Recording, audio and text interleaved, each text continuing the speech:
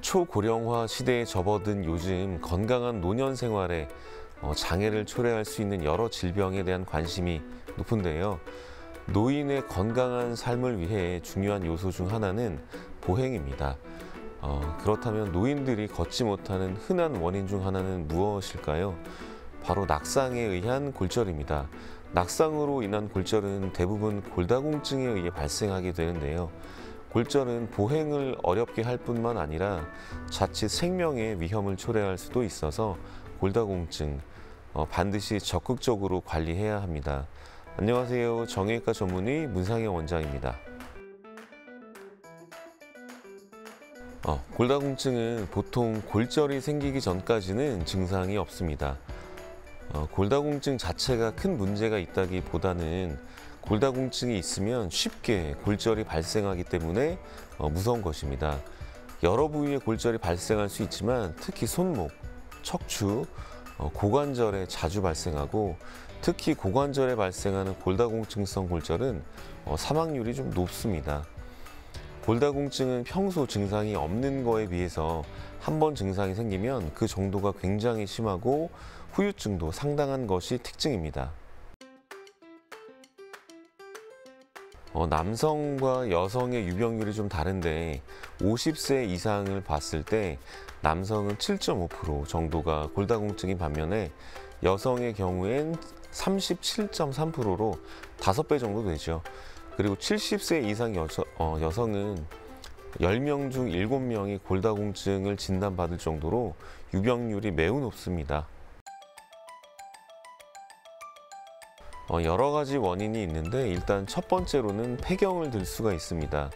여성 호르몬인 에스트로겐은 골밀도를 유지해 주는데 폐경으로 에스트로겐이 감소하면 골다공증이 생길 수 있습니다. 실제로 폐경 후 3년에서 5년 사이에 골밀도의 소실이 가장 빠르게 일어납니다. 비타민 D의 부족도 영향을 주는데요. 햇볕을 봐야 비타민 D가 생성되는데 여성의 경우 아무래도 다이어트나 햇볕 노출 부족으로 인한 비타민 D의 부족이 골다공증의 원인이 되기도 합니다. 65세 이상의 여성과 70세 이상의 남성이라면 누구든 일단 검사는 해야 합니다. 65세 미만의 여성이라도 폐경 이후라면 저체중이거나 골다공증 가족력이 있는 경우 외과적인 수술로 인한 폐경이 있다면 검사를 해봐야 합니다. 이외에도 크게 다치지 않았는데도 골절이 생긴다든지 골다공증을 유발할 수 있는 약물을 3개월 이상 투여한다면 검사를 해봐야 합니다. 칼슘 부족을 보충제만으로 해결하는 건 힘듭니다. 보충제를 과다 복용하면 부작용에 대한 우려도 있고 해서 보충제는 하루 한 알이면 충분하고요. 보충제만으로 칼슘을 보충하기보다는 칼슘이 풍부한 우유와 치즈, 요구르트 등의 유제품이나 두부, 콩 같은 음식을 충분히 섭취해 주시는 것이 바람직하겠습니다. 치료는 여러 가지 방법이 있는데 일반적으로는 주사 치료를 많이 하게 됩니다. 먹는 약은 메스껍거나 구토 등의 부작용이 있을 수가 있고 자주 복용해야 하니까 자꾸 잊어버리게 되거든요. 주사는 3개월이나 6개월에 한 번씩 맞는 게 보통이고요. 환자의 상태와 환경에 따라서 적절하게 치료제를 선택할 수 있겠습니다.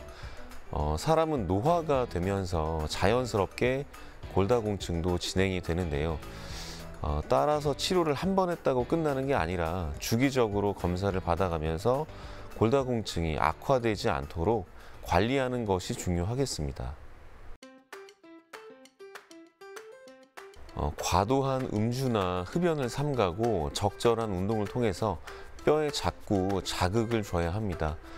짠 음식을 피하고 일주일에 2회씩은 최소 15분 정도씩 햇볕을 쬐어서 비타민 D를 충분히 합성하도록 해야 하겠고 칼슘이 풍부한 음식도 충분히 섭취해야 하겠습니다.